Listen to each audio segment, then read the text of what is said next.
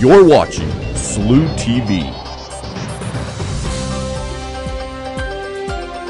This is SLU News 22.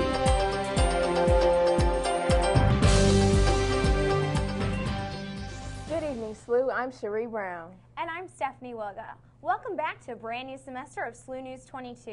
As you can see, we've made a few changes to our lineup. Stephanie will now be joining me as anchor, and Edward Burch will be our new sports director. In tonight's newscast, you'll find out about our new athletic director. You'll see an exclusive interview with SGA President Andrew Clifton. And the Billiken Forecast Center will let us know if we'll be seeing more snow soon. But first, our top story.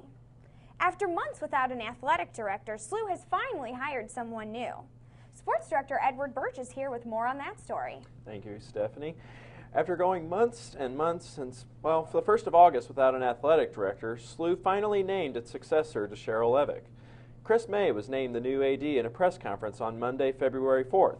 The question now remains whether or not he will make SLU athletics more of a force in the A10.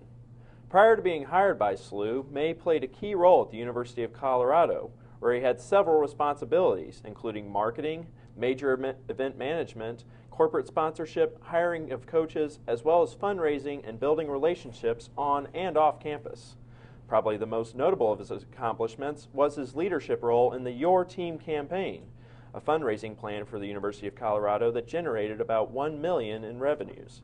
Along with his work at Colorado, he has served on NCAA and Big 12 committees and coordinated several major events.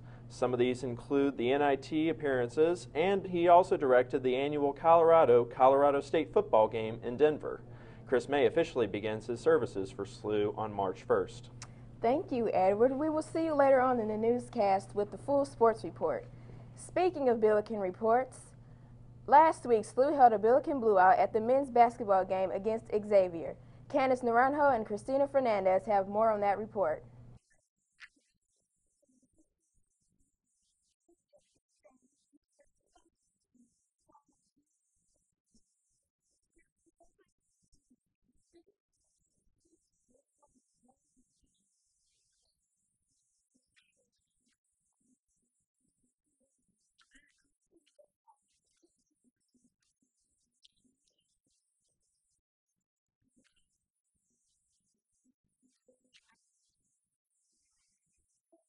Like face painting, free towels, and t-shirts. Everyone wanted to join in the festivities. And hey, we didn't want to miss out. We had fun, but the score? Well, let's just say we did better on Wednesday. For SLU News 22, this is Cristina Fernandez. Students living in the language houses on campus will be making a move come next fall. Reporter Maggie Sevchek has more on that report. The language houses, located on Laclede Avenue, are preparing for a big change. Next semester, all of the actual houses will be vacated, and the students will be moved to their new residence, the Language Villa. The Language Villa will be located in Notre Dame Hall, with each language community occupying a separate floor. French will be on the first floor, German and Italian on the second, and Spanish on the third.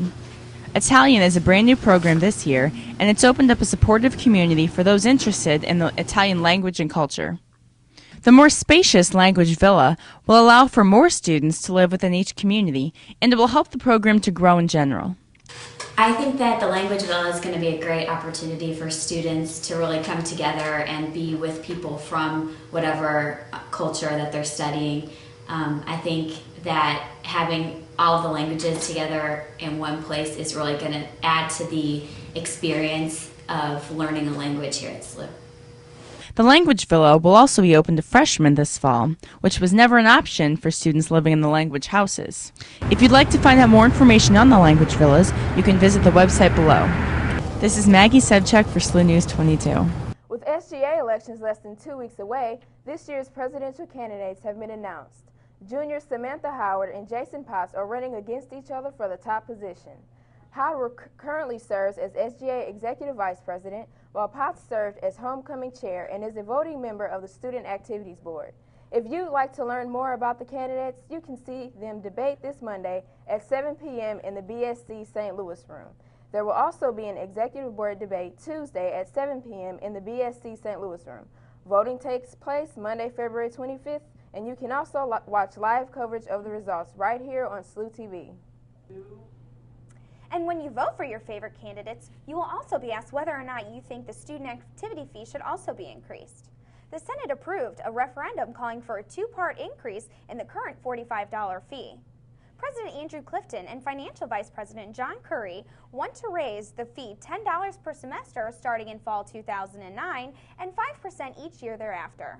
A vote on whether smoking on campus should be limited to the perimeter of campus will also show up on the ballot, but the decision will not be binding. Lead forecaster Mary Fester is with us now.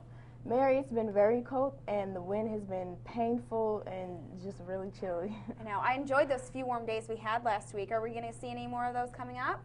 Well, guys, unfortunately, we won't be seeing any warm weather, at least tonight and tomorrow.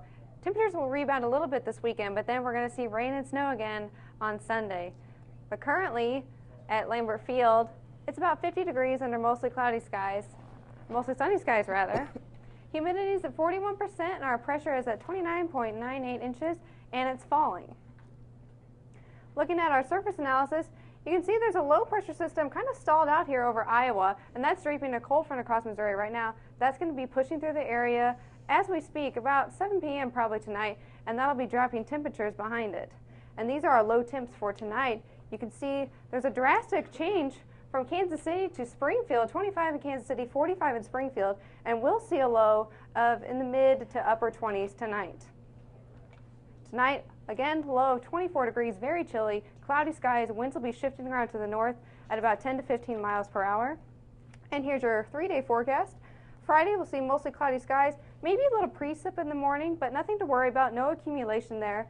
High will be 29 degrees, very chilly, and our low will be 16. Saturday, look for partly cloudy skies. Temperatures rebound a little bit, 45 degrees, so that'll be nice. But then Sunday, another storm system comes through. We'll see rain and snow throughout the day, 39 for your high and 24 for your low. Coming up later in the forecast, I'll talk more about that storm. And now back to Stephanie and Sharee at the desk. Unfortunately, it looks like the cold weather is here to stay. I know. I definitely won't be putting away my winter coat anytime soon.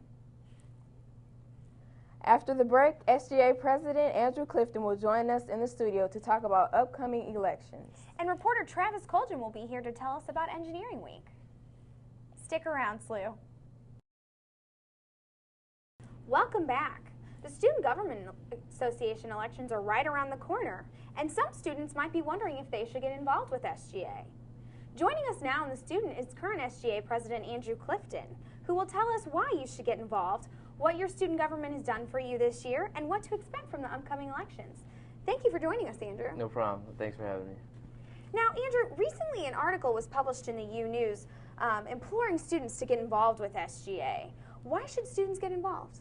Well, student government's kind of a unique experience at SLU. It's been really interesting experience for me. SLU has a thing called shared governance, and that's where administrators, it's typically thought, run the school, and they do for the most part, but there's other bodies as well that contribute in decision-making processes and help with decision-making processes, from everything like policies to tuition increases, I mean, to pretty much everything. And student government's a really unique experience to be there at the table and take part in these processes, as well as to get to know students and let the administration know what's important to students. Well, that's good. The article also talked about a few things that SGA has accomplished this year. Can you share some of those things with us? Yeah, it's a variety. I'm going to do my best because there's a whole lot of stuff. We encounter different issues on a weekly basis pretty much. On a basic level, student government funds all chartered student organizations every year. So, I mean, that's a minimum of $700,000 that we give out just as one role that happens every single year. Now, this year we've had a variety of things. We had a thing called civility in the classroom come up, and a lot of students felt that if this was passed, it would limit students' rights, and so we were able to put that on hold pretty much, and now they'll have to come up with a different solution. So that's one thing. We've advanced recycling throughout the school, which has been a pretty big one. We've created a students' website because there's been a really lack of web materials for students. There's a whole lot of stuff. I mean, as you talked about before, we put forward a referendum on the activity fee, which is something that can dramatically increase student life on this campus by events by a couple $100,000 a year. SLU students do a wonderful job programming with what they have financially, and so what we'd really like to see is how much further we can take student life on this campus. We also planned a really huge event, could be one of the biggest student events in SLU's history. for the spring inside the arenas, because we really want to kick it off and celebrate in a big way. So we'll have probably one of the biggest concerts SLU's ever seen. So we're all looking forward to that. We also have dealt with areas like seating in the new arena at basketball games. A lot of students felt like the plan that was laid out didn't call for enough seats for students. So we've looked at that and developed ways where we can, if the demand merits it, we can have more seats for students. But there's a whole lot of things. I personally, when we decided the tuition increase for next year, always a painful topic, but it's something it's good to be a part of, and it's good to have students at the table. So there's a lot to do there. I'd highly encourage anyone to get involved. Well, that's good. I didn't realize that much got done. Yeah. Finally, the article raised concerns about the way students vote, that they vote more on popularity than on the issues that the candidates believe in. Are you guys as SGA going to do anything to try and solve that problem? Well, you know, that's a hard thing to combat, I think. And you see that in national politics as well, I believe. But I think, you know, what we try to do is we have an election commission that gets people out to vote and tries to get them every chance to get to know the candidates and see where they stand on certain things. And it is hard because a lot of what student government does is we initiate certain things, which is important, and that's what you should really be asking the candidates is what they would like to initiate next year. But we also respond to issues that arise. So a lot of it is based on the person, but it in no means should be a popularity contest. And so the best thing we can do is try to expose students to what the candidates are doing. And also what we did is, you know, the 2 referendums on it. And I mean, students, although the referendum on smoking is technically non-binding, if students are heavily in favor of making SLU smoke-free, I would say there's a high probability that will happen. So it is hard to do, and inevitably with a lot of things turn into popularity contests, although I don't think that's the case, though. I think in the end students really decide which candidate they think is most appropriate to handle these situations. All right. Well, we'll certainly look forward to those upcoming elections. Thank you so much for being here with us, Andrew. We appreciate it. Thanks for having me. I appreciate it. And during the elections, you can check out the live results right here on SLU-TV. Parks College will be holding their annual engineering week next week, and reporter Travis Colgin is here with the report. I'm here at the McDonnell Douglas building for Parks College of Engineering and Aviation, and I'm here with Amanda Pope, the marketing coordinator. Amanda, what is it that you do for SLU? Well, what I do at SLU is I work on advertising for parks, and I do marketing campaigns. Right now we're working on the One campaign, which you've probably seen on billboards and in advertisements throughout the St. Louis area. Kind of shows people that SLU is the one place for them. So we're trying to do parks is the one place for them.